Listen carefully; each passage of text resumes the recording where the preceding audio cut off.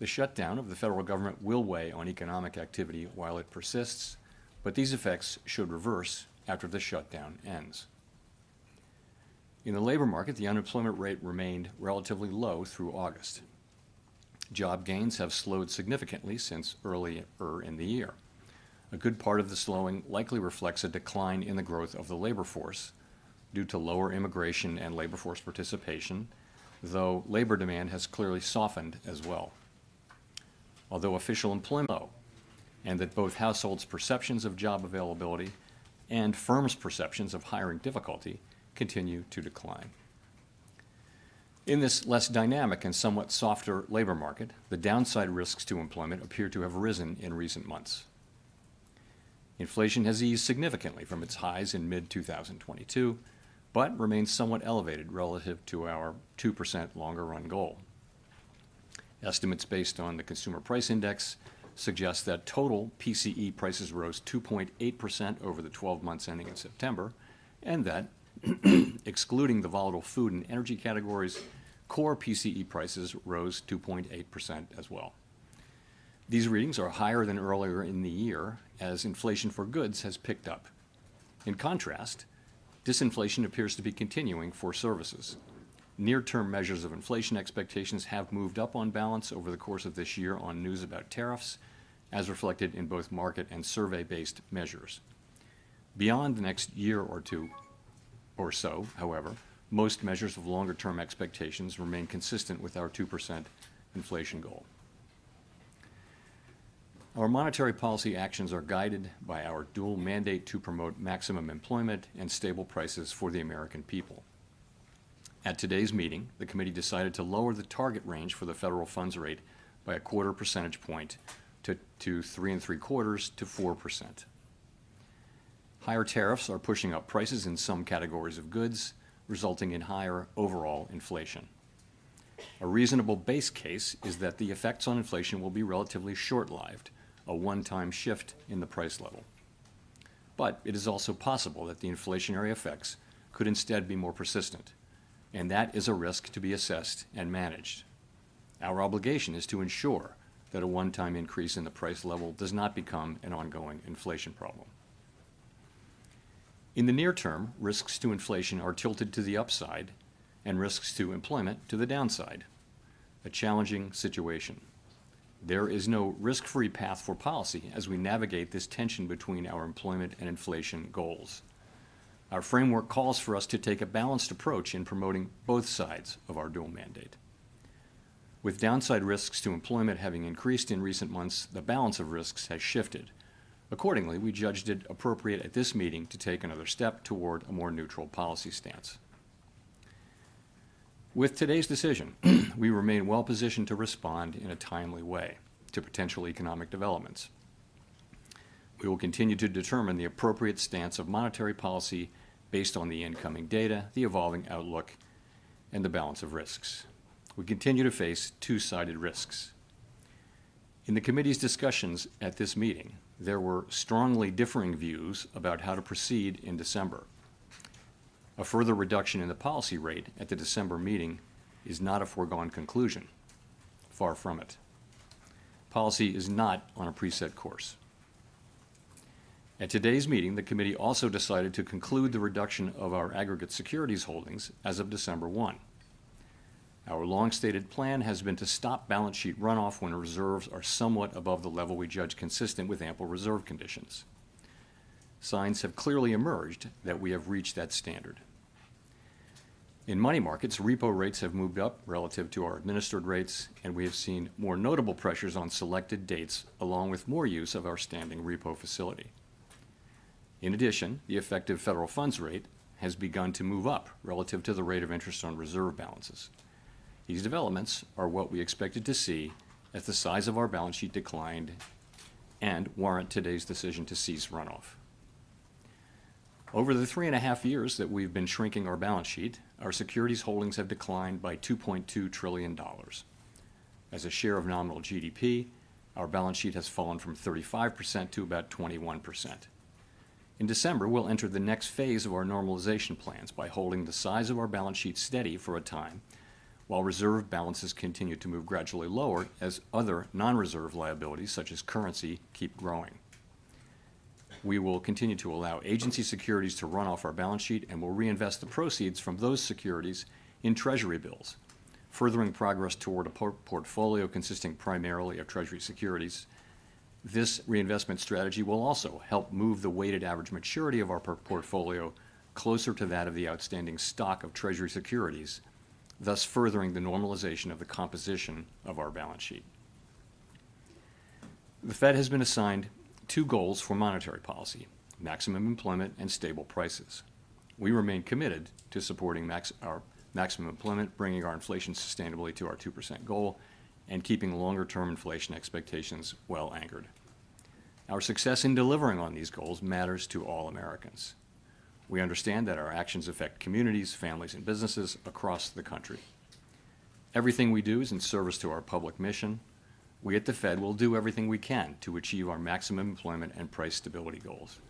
Thank you. I look forward to your questions.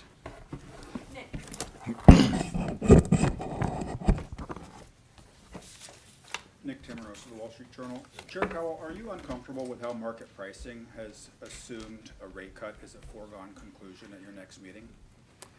Well, as I just mentioned, a further reduction in the policy rate at the December meeting is not a foregone conclusion, as I've just said. So I would say that needs to be taken on board.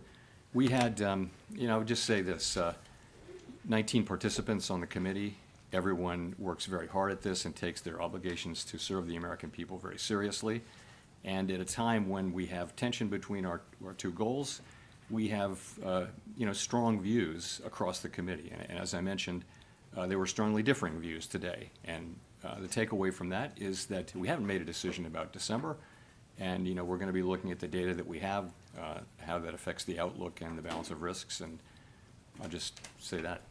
You and some of your colleagues have framed last month and maybe today, I won't put words in your mouth, there's a risk management exercise.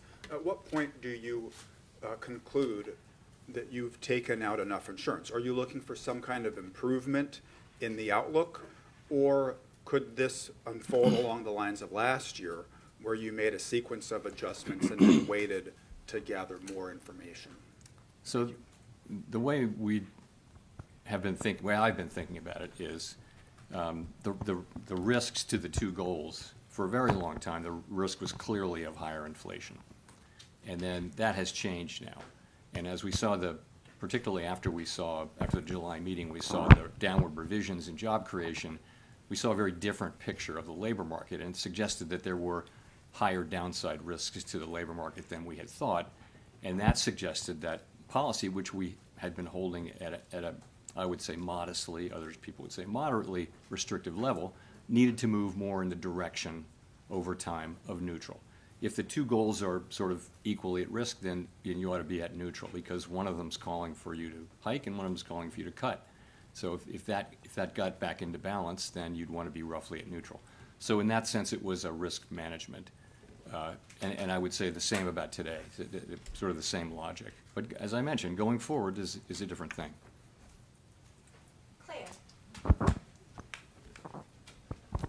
I'm Claire Jones, Financial Times.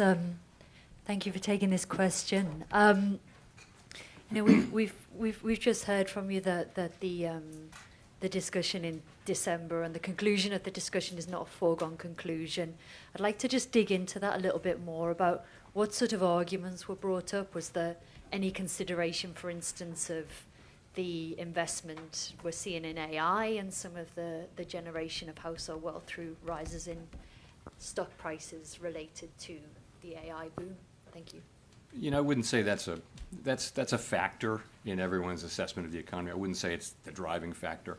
I don't think for anybody. I guess I would say it this way. Once again, I would just point out that we have the situation where the risks are to the upside for inflation and to the downside for employment. We have one tool. It can't do both of those. You can't address both of those at once. You've got a very different situation. So you have some people have different forecasts, right? So they'll forecast faster or slower progress on one or the other. And they also have different levels of risk aversion. And some will be more averse to inflation, overruns, and some will be more averse to underruns of employment. And so you put that together, and as you can see from the SEP and from the public discussion that goes on between the meetings when more participants go out and talk, they're very disparate views. And they were reflected in strongly differing views in today's meeting, as I pointed out in my remarks. And that's what leads me to say that, that we haven't made a decision about December. I always say that. It's a fact that we don't make decisions in advance. But I'm saying something in addition here, is that it's not to be seen as a foregone conclusion. In fact, far from it. Can I just ask a quick follow-up on QT? How much of the fund impressions we've seen in money markets are related to the U.S. Treasury issuing more short-term debt?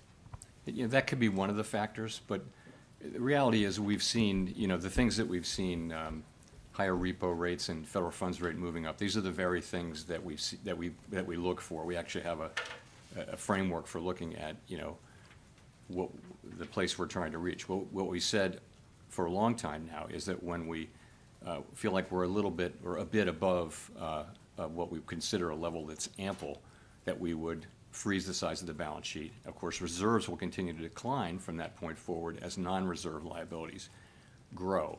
So this happened, some things have been happening for some time now, showing a gradual tightening in money market conditions. Really in the last, call it 3 weeks or so, you've seen more significant tightening, and I think a clear assessment that we're at that place.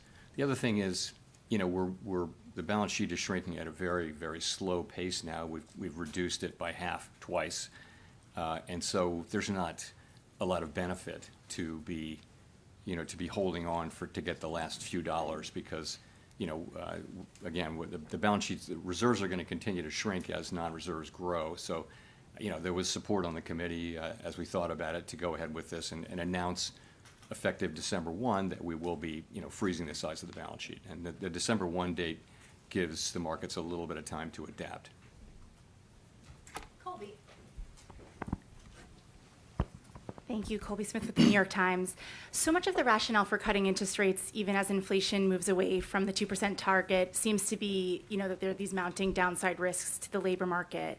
But if those don't materialize and the labor market either stabilizes around current employment levels or even starts to strengthen somewhat, how would that change your perception of how much interest rates need to fall from here? Would you then be a bit more concerned about underlying inflation and the possibility of second-round effects from tariffs? Yeah, in principle, if you were to see data that suggested that the labor market's strengthening or even that it's stabilizing, that would certainly play into our decisions going forward. So, we do have, we get some data. The labor market is a place where we get, for example, we get the state-level data on initial claims, which are sending a sort of a signal of more of the same. We also get job openings, and we'll get lots of survey data. We'll get the Beige Book and things like that. So we'll have a picture of what's going on in the labor market, and the fact that we're not seeing an uptick in claims or a downtick really in openings suggests that you're seeing maybe continued very gradual cooling, but nothing more than that. So that does give you some comfort. But if this shutdown lasts a while longer and you don't have that data in hand, I'm just wondering how that hinders the committee's ability to assess the state of the labor market and make the right policy decisions, and also how much is that factoring into the debate about December? Yeah.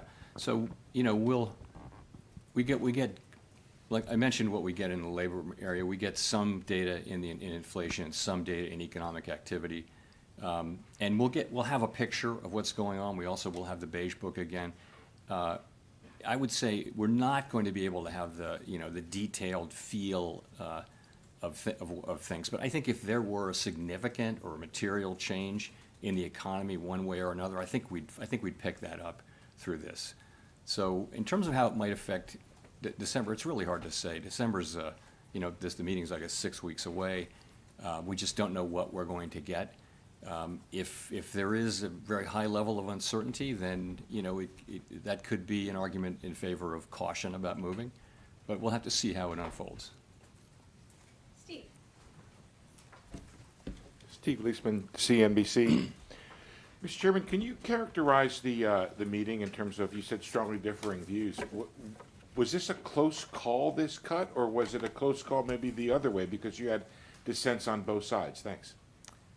So I was referring to the discussion about, to the extent it related to December. You saw we had two dissents, one for 50 and one for no cut. So, that was a strong, solid vote in favor of this cut. The strongly differing views were really about the future. What does that look like? And I think people are saying, they're noticing stronger economic activity. Forecasters generally, broadly, have raised their economic growth forecasts for this year and next year, in some cases quite materially.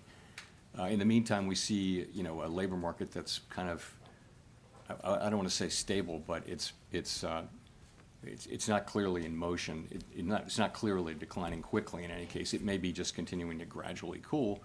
And again, people have different forecasts and expectations about the economy and different risk tolerances. And so there's you read the SEP, you read the speeches, there are differing views on the committee, and to the point where I said what I said. And just to follow up on the balance sheet, if you stop at the runoff now, does that mean you have to go back to actually adding assets sometime next year so that the balance sheet doesn't shrink as a percent of GDP and become a tightening factor? So you're right. The place we'll be on December 1 is that the size of the balance sheet is frozen. And as mortgage-backed securities mature, we'll reinvest those in Treasury bills, which will foster both a more Treasury balance sheet and also a shorter duration. So that's what. In the meantime, if you freeze the size of the balance sheet, the non-reserve liabilities, currency, for example, they're going to continue to grow organically. And because the size of the balance sheet is frozen, you have further shrinkage in reserves. And reserves is the thing that we're managing that has to be ample. So that'll happen for a time, but not a tremendously long time. We don't know exactly how long. But at a certain point, you'll want to start reserves to start gradually growing to keep up with the size of the banking system and the size of the economy. So we'll be adding reserves at a certain point, and that's the last point. Even then, we didn't make decisions about this today, but we did talk today about the composition of the balance sheet, and there's a desire that the balance sheet be right now it's got a lot more duration than the outstanding universe of Treasury securities. And we want to move to a place where we're closer to that duration. That'll take some time. We haven't made a decision about the ultimate endpoint, but we all agree that we want to move more in the direction of a balance sheet that more closely reflects the outstanding treasuries, and that means a shorter duration balance sheet. Now, this is something that's going to take a long time and move very, very gradually. I don't think you'll notice it in market conditions, but that's the direction of things. Janelle. Janelle Marte with Bloomberg. How are officials interpreting the latest CPI report? So some components came in lower than expected, but core inflation was still at 3%. So at this moment, what are you learning about the drivers? And also, do you view that the risks are greater that the Fed makes a mistake on employment or inflation? So the September CPI report, we didn't get PPI after that, which is important for translation into what we look at, which is PCE inflation. But we can still make a pretty good assessment of what that will be. When we get PPI, there might be some adjustments. But so directionally, it was a little softer than expected, and we always break it down into the three components. So basically, you've seen goods prices increasing, and that's really due to tariffs. And that's compared to a longer run trend of very, very mild deflation in goods. So that's moving inflation up. On the other side of that, good news that housing services inflation has been coming down and is expected to continue to come down. So if you remember a couple of years ago, that's the one that we kept expecting it to do that. Now it's been doing that for some time, and we'll expect to continue that. That leaves the biggest category is services other than housing services. And that's kind of been moving sideways over the last few months, but a significant part of that is non-market services, and we don't take a lot of signal about the tightness of the economy from that. So if you add all that up, a couple things to say. One is that inflation away from tariffs is actually not so far from our 2% goal. We estimate, people have different estimates of what that is, but it might be, 5 or 6 tenths. And so that, if it's 2.8, then core PCE, not including tariffs, might be 2.3 or 2.4 in that range, something like that. So that's not so far from your goal. So that we look at that, and the thing about tariff inflation is the base case is that it will come and it probably will increase further, but it is that it will be a one-time increase. And we've been very focused for all of this year at making sure that that's the case and thinking carefully about what are the pathways through which it could become something else, troublesome inflation. One of those would be, a really tight labor market. We don't see that. Another could be inflation expectations moving. We don't see that. So I think, we're watching this very carefully. I think it's not the case that we're just assuming that it's going to be a one-time inflation. We understand fully that this is a risk we have to monitor and ultimately manage. With the stubborn in services inflation, what are some of the things that the Fed could do to address that, especially when we're seeing potentially labor supply challenges? Sorry, say the first. The stubborn services inflation that you mentioned. Services inflation, yeah. Well, again, the part of services inflation that isn't coming down as we would like it to is the non-market part of non-housing services. And overall, that's just something that we expect will come down. The non-market part of it should come down. It largely reflects higher stock prices and financial services that are imputed rather than actually paid is a big part of that.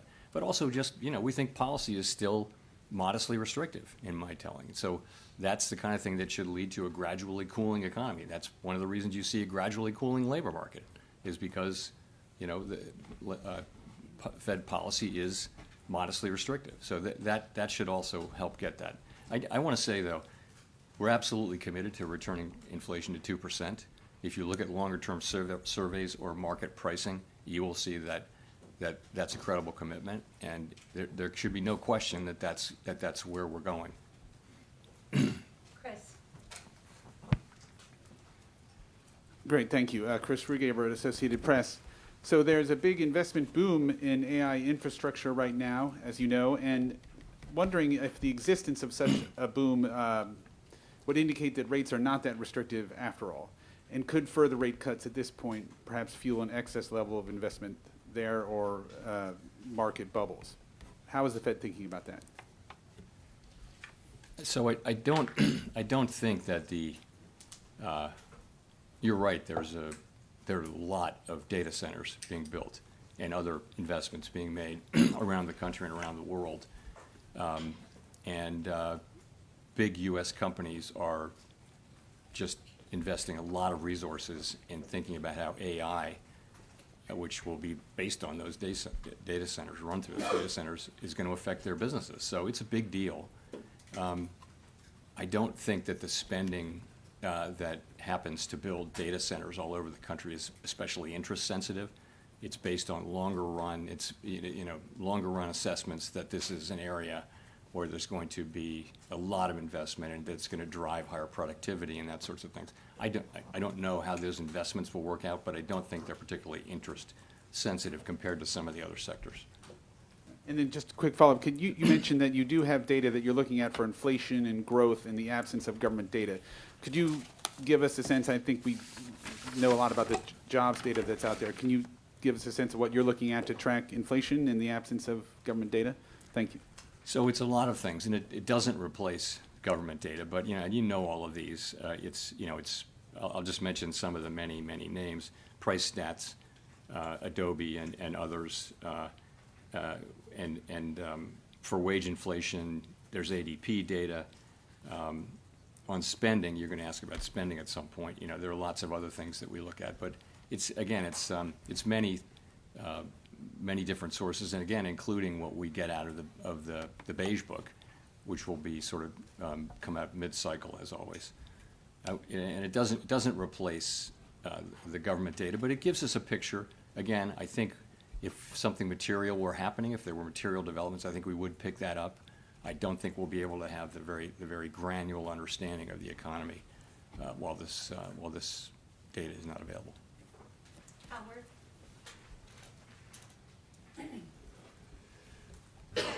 Howard Schneider with Reuters, thank you. I just wanted you to elaborate a little bit on what you said a moment ago about the continued shutdown, making it more difficult to make a move in December, and that may make you more cautious.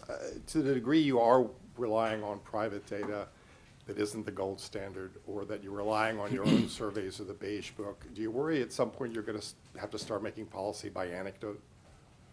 You know, this is a temporary state of affairs, and we're going to do our jobs. We're going to collect every scrap of data we can find, evaluate it, and think carefully about it. And that's our jobs. That's what we're going to do. If you ask me, could it affect the December meeting? I'm not saying it's going to, but yeah, you could imagine that what do you do if you're driving in the fog? You slow down. So that could or could not. I don't know how that's going to play into things. We may get, the data may come back, but there's a possibility that it would make sense to be more cautious about moving. I'm not committing to that. I'm just saying it's certainly a possibility that you would say, we really can't see, so let's slow down. As a follow-up, in the debate on this meeting, we saw recently some pretty big layoff announcements coming from Amazon and others. Wondering if that figured into the discussion at all, that you're starting to see this tension between growth and employment starting to be resolved, to the detriment of employment. And secondly, some of the stress is starting to appear in the bottom spur of the K, as they call it, household health premiums that are going to possibly be going up quite substantially, things like that. Has that started to become a factor in your policy discussion? So those are both things that we're watching very, very carefully. To start with the layoffs, you're right. You see a significant number of companies either announcing that they are not going to be doing much hiring or actually doing layoffs, and much of the time they're talking about AI and what it can do. So we're watching that very carefully, and yes, it could absolutely have implications for job creation. We don't really see it in the initial claims data yet. Now, it's not a surprise that we don't. It takes some time for it to get in there, but we're watching that really carefully. But again, don't see it yet in the initial claims data. On the K-shaped economy thing, I would say the same thing or a similar thing.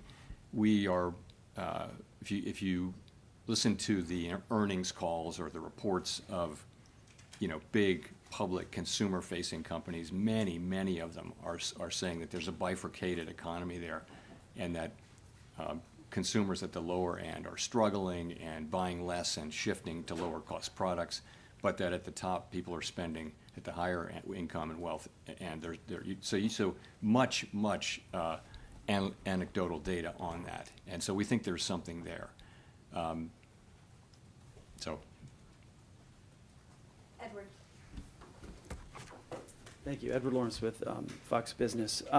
So, Mr. Chairman, I want to take another crack at the further reduction of rates is not a foregone conclusion. So in December, you said far from it. So if a cut might not be on the table for December because of lack of data, what does the other concerns then stem from?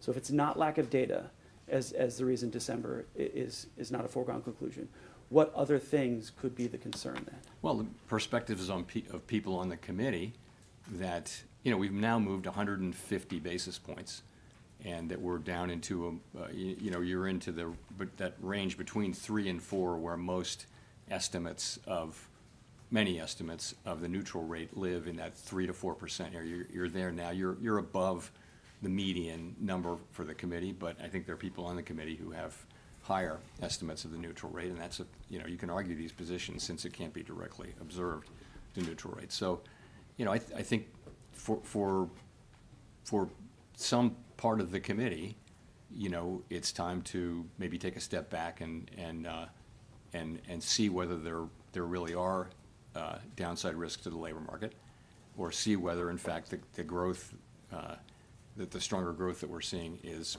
real. Ordinarily, the labor market is a better indicator of the momentum of the economy than the spending data.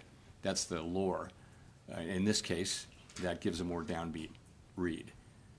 So people just have, again, we've cut 50 more basis points in the last 2 meetings, and there was a sense like, from some, let's pause here, kind of thing, and a sense from others wanting to go ahead. But that's why I say differing views, strongly differing views. Yeah, so on that division, then you're talking about going forward.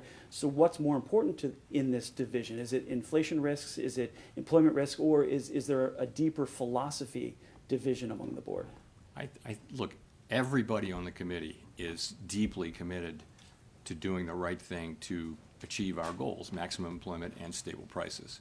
You have differences on how to do that. And as I mentioned, some of that is different forecasts, but a lot of it is also different risk aversions to the different variables, which is common through all Federal Reserves.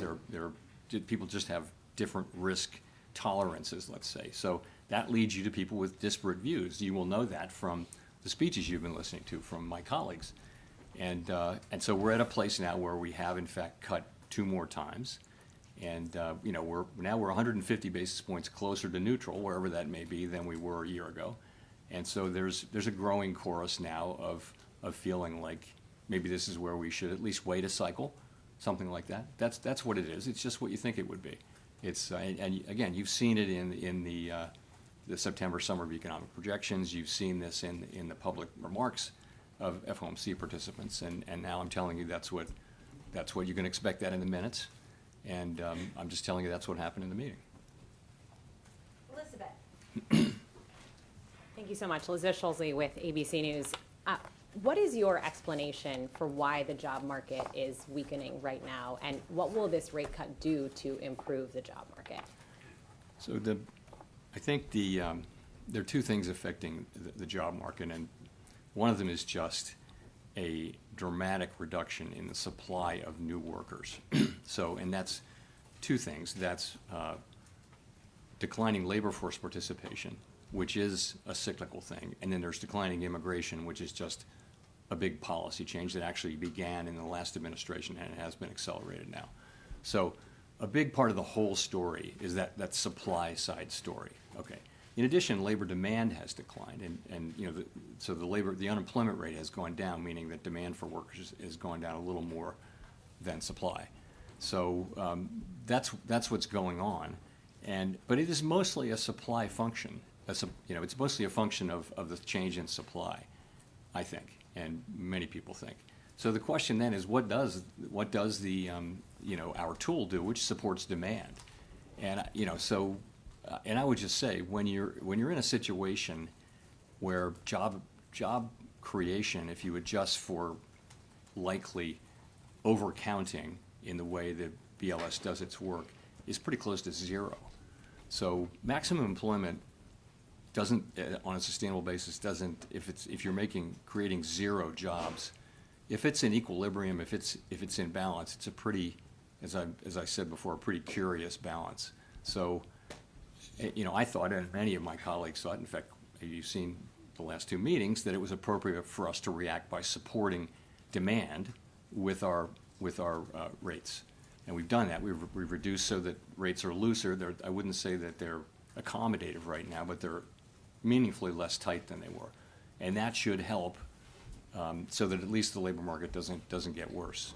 Though it's a complicated situation, and some people argue that this is supply and we really can't affect it much with our tools, but others argue, as I do, that there is an effect from demand, and that we should use our tools to support the labor market when we see this happening. You also talked about tariffs causing a one-time price increase. Should American household consumers expect that inflation will continue to go up this year because of those tariffs? So the basic expectation is that there will be some additional increase in inflation, because it takes a while for tariffs to work their way through the production chain and finally get to consumers. And we see this now from the tariffs that were put in place now many months ago. We see those effects, but if you put tariffs in effect, and they've been coming into effect consistently in February, March, April, May, And that's all happening. So that'll continue to happen for some time, probably into the spring. These are not big increases, though. These are a tenth or so on inflation. They may be big increases on a particular product that's been tariffed, but overall, these are fairly modest. I think, some projections go, we're at 2.8% inflation. You might get 2 or 3 more tenths or 4 more tenths maybe. But then, as all of the tariffs are in, they stop generating inflation. You've had a one-time price increase. As long as you're not, at least this is the theory, this is how we believe and hope that it will work out. Once the last tariff is put on something, at that point, it becomes a higher price level, but it stops going up, if you will. Prices stop going up. They'll just be at that level. And then measured inflation will come back down to non-tariff inflation. As I mentioned, non-tariff inflation is not so far from 2% now. Now, consumers are not interested in that story. Their prices are higher. More than that, the reason they're so unhappy about inflation is the inflation that we had in 2021, 2, and 3. Because, you can say that prices aren't going up as much, but that doesn't mean people aren't feeling those higher prices from the inflation we had 2 or 3 years ago. They are, and that's, I think, a large part of why the public, if you sample people, inflation is still very much making people quite unhappy. Even, and it's nice that, that prices are not going up as fast as they were, but they're still much higher than they were. And it'll take some time for that effect to wear off. As real incomes rise, it will feel better over time, but that's going to take time. Michael McKee from Bloomberg Television and Radio. Do you have any concerns that equity markets are or are close to being overvalued at this point? We don't look at any one asset price and say, hey, that's wrong. It's not our job to do that. We look at the overall financial system, and we ask whether it's stable and whether it could withstand shocks, right? So, banks are well capitalized, while some households are clearly under stress. In the aggregate, households are in good shape financially, relatively manageable levels of debt. At the lower income spectrum, you are seeing rising defaults, particularly around subprime auto, but nonetheless, in the aggregate, pretty good. You don't see too much leverage in the banking system or the financial system. It's a mixed picture, but it's not an overly troubling picture. And again, I'm not, it's not appropriate. We don't set asset prices. Markets do that. Well, you must be well aware that by lowering interest rates, you're contributing to additional asset price increases.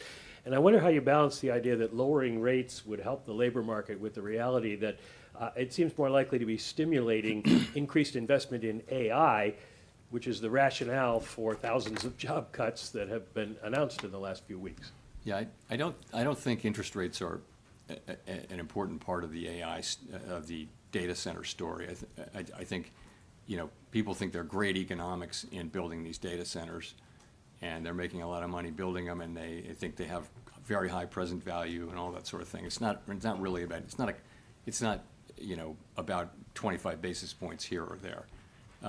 We use our tools to support the labor market and to create price stability. That's what we do. That's our two jobs, right? So we're here by lowering rates at the margin, that will support demand, and that will support more hiring, and that's why we do it.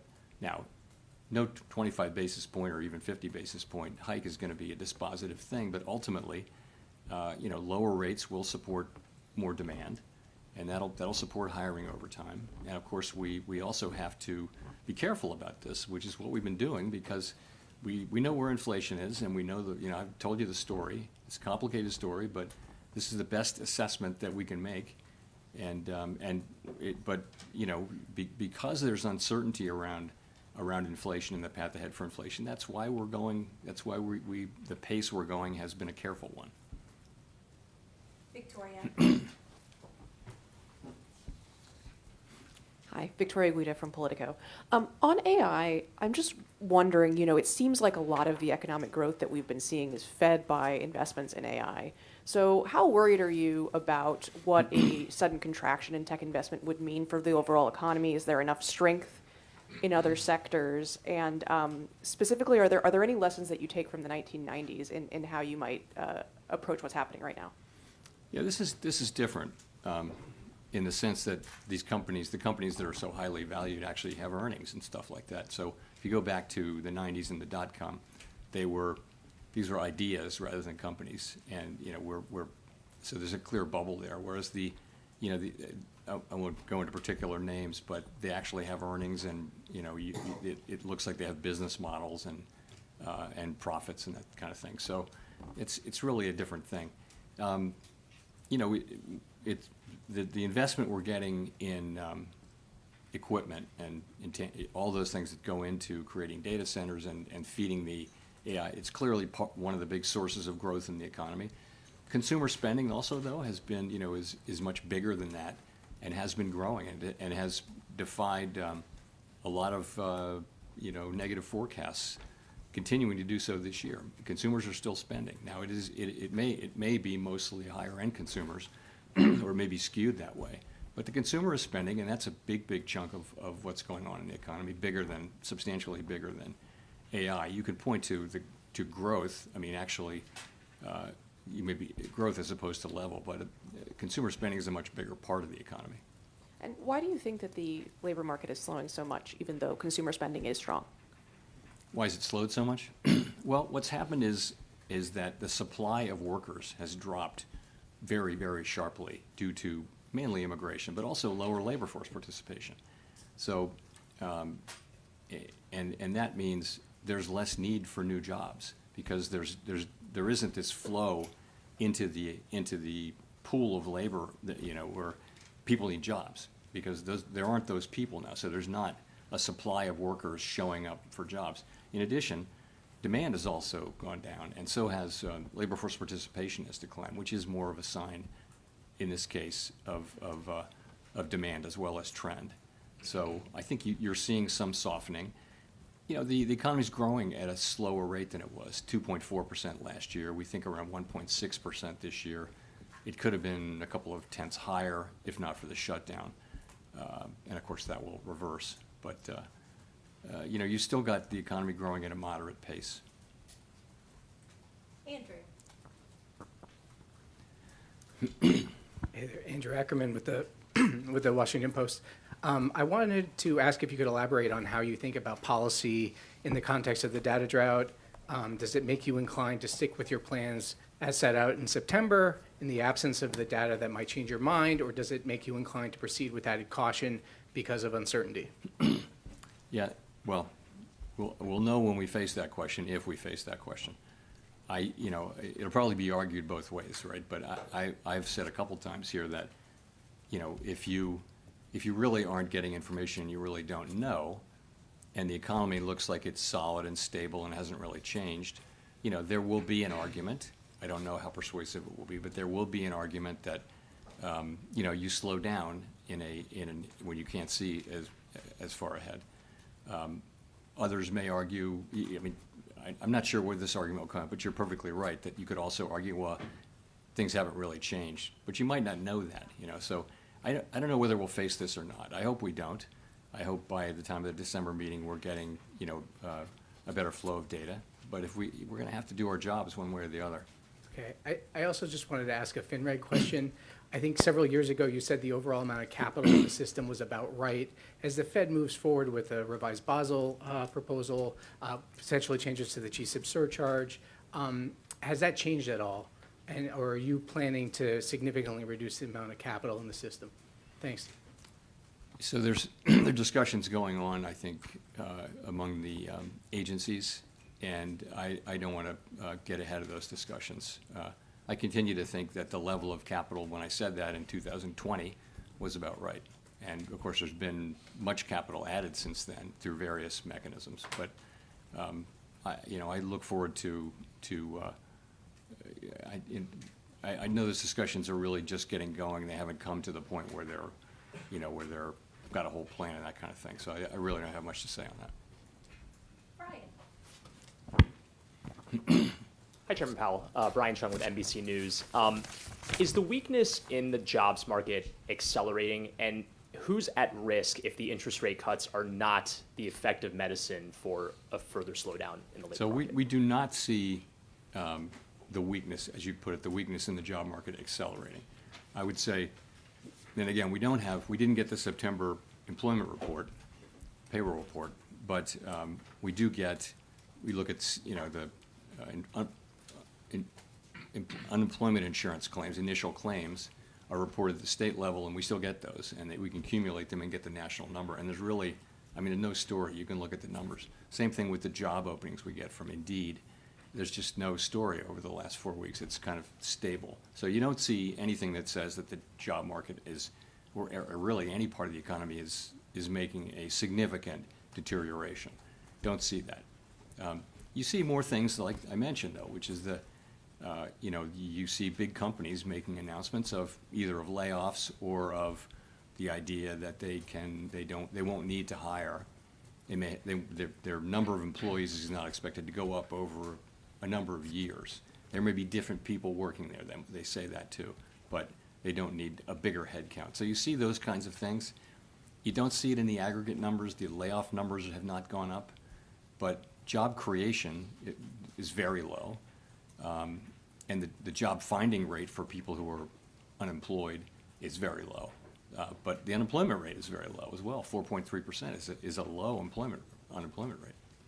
So as you make these cuts, is it the lower income workers that you're thinking about, or those who might have their jobs automated? Is there a particular That we're section thinking of of? the labor market that you're particularly? So we can't, our tools don't allow us to target any demographic or any income level and that kind of thing. I do think that people, we saw this during the global financial crisis and the long recovery. If you have a long period of very strong labor market conditions, it benefits people at the lower end the most. The last 2 or 3 years of that long expansion, people at the lower part of the income spectrum were getting the biggest benefits, and lots of things were happening in that space demographically, which were very constructive. And we're not at that place right now. But so, yeah, a stronger labor market is the best thing we can do for the public. It's also part of our job. It is half of our job, but it is absolutely the best thing we can do for people. Along with keeping prices stable. Those two things. Inflation also hurts people on fixed incomes more than other people. Courtney. Hi, Chair Powell. Courtney Brown from Axios. As you know, the 12 Reserve Bank presidents' terms are up for renewal at the end of February. I'm wondering if you can give us a timeline for when the board will consider those reappointments and whether we can expect everyone to be re-upped or if we can expect some changes. So it's a process that we go through under the law. The way the law works is we have a reappointment process every 5 years for all of the reserve, each of them and all of them. We're in the middle of that process, and we're going to complete it in a timely way. And that's really all I can say. Okay, thank you. Daniel. Daniel Davis, Agence France Presse. You've now had dissents in 3 consecutive FOMC meetings, but in this meeting you had dissents going in both directions, and you've just mentioned there's strong disagreement over the future path of rate cuts. Have these disagreements complicated your role presiding over the FOMC meetings, and if so, how?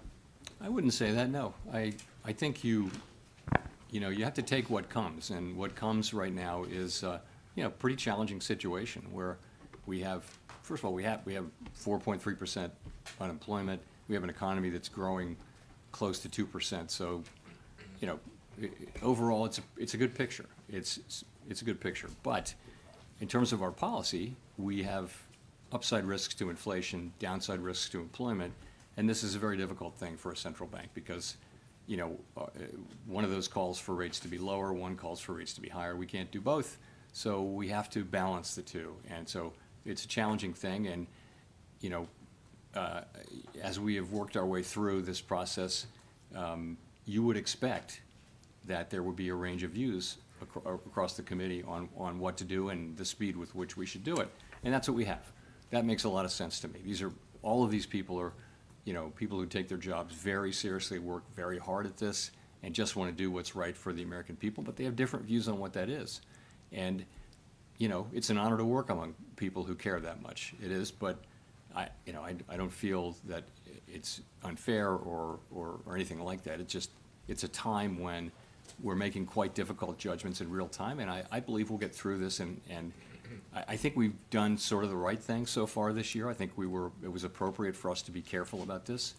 I think it would not be appropriate to just ignore or assume away the inflation issue. At the same time, I think the risk of higher, more persistent inflation has declined significantly since April.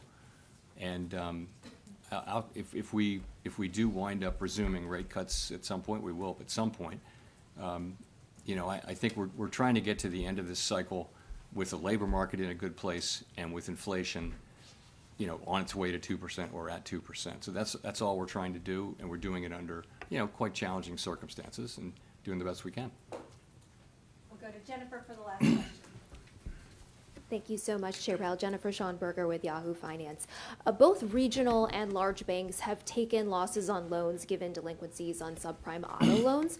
JP Morgan CEO Jamie Dimon warned, when you see one cockroach, there may be more likely. I'm curious how the Fed is looking at these loan losses and if it poses risks to the financial system or the outlook for the economy. Is it a warning sign? So, we're obviously, we watch these things very carefully, credit conditions very carefully. You're right.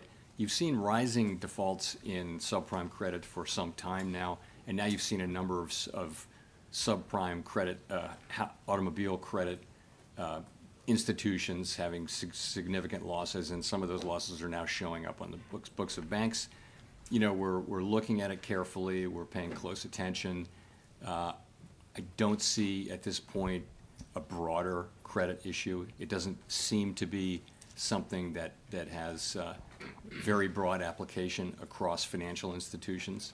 But we're going to be monitoring this quite carefully and making sure that is the case. And then separately, many, you yourself have said that we're in a bifurcated economy right now with high net worth individuals continuing to spend with the lower income pulling back.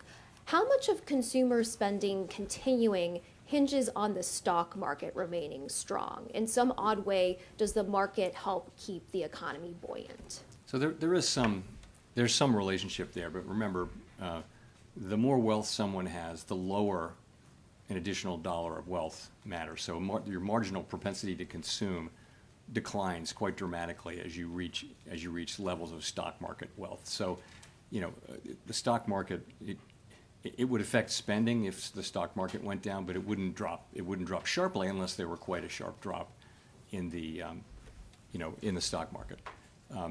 People at the lower end of income and wealth have a much higher marginal propensity to consume of an incremental dollar of income or wealth, but they don't have the stock market wealth. So I think it's certainly a factor supporting consumption right now.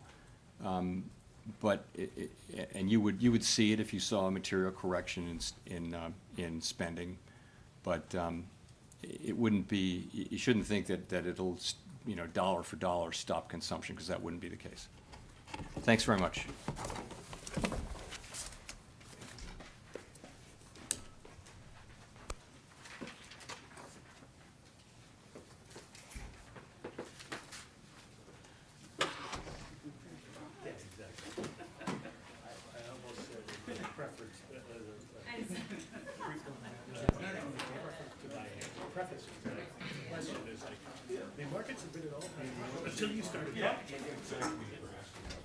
Thank you. Yeah, I think I got it.